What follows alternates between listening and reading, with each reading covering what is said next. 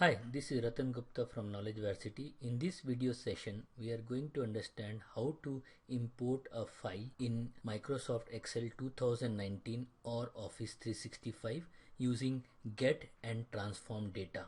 So if you go to data tab, there you will see get and transform data. If you click on this get data button, then you have an option to get data from file. Click on from file, and from the file is a delimited file, it's a text file or CSV file. You can click here from text CSV. Let's say we have to download file, we have to open a file which looks like comma separated values. We'll click on open.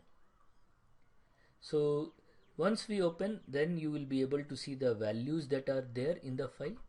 Then you have to click on load data and load to.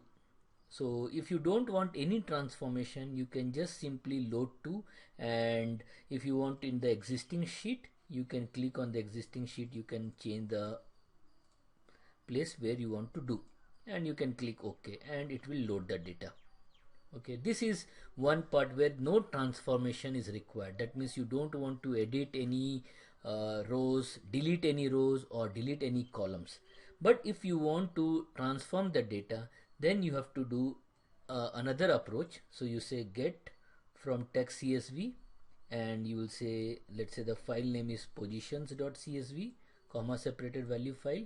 We'll say open. Then we'll say transform data. So we'll say transform data. When you say transform data, by default Excel will open a Power Query editor. So we will not get into the details of Power Query because Power Query has a lot of extensive features. In this, as of now, I am interested in converting to columns.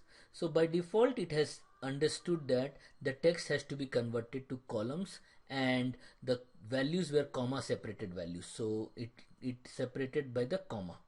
Right now you have many options here.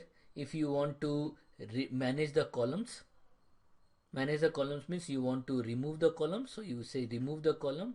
I want to, let's say, remove this change column, so I can say remove column, remove column. So change column has been removed. So you can see that change column has been removed. Right. Next, let's say I want to not take the first 3 rows. So what we can do is, by the default the data will be selected, and there is option to use first row as headers. If you don't select use first row as headers, okay, so you have an option, you don't select, but by default it has selected the use first row as headers. So it has first row as headers have been selected. So we'll say use first row as headers. Then we want to delete, reduce rows, we want to remove rows. So remove top rows, and how many top rows you want to remove. Let's say you want to remove 3 top rows, you say OK. So the 3 top rows have been removed. So this is how it is done, and then you can refresh your preview, you can see, and you can close and load. So you can close and load, and you can see that this is how the data has been loaded. So this is how you perform with a comma separated file. But let's say if you have any other separated file, so we can say get data from file from text CSV, and I say purposely I have done the separation using, instead of comma, I have separated using dollar. So you can see product dollar, instrument dollar, LTP dollar, change. So what we'll do is we'll say transform data. First it has to be converted to columns, so you say split column by delimiter. And Excel is very smart, it has identified the delimiter is dollar, but if we do not have identified, you have to select custom and put dollar. Okay, and split at each occurrence of the delimiter. And there are advanced option also, split into how many columns, etc. So as of now it will automatically split, so it is split into these 4 columns. Then you can specify use first row as headers. So what will happen is the first row will be taken as headers. Then if you want to reduce the manage the column, you can, let's say, remove column. I want to remove, let's say, this column, so I'll say remove product column.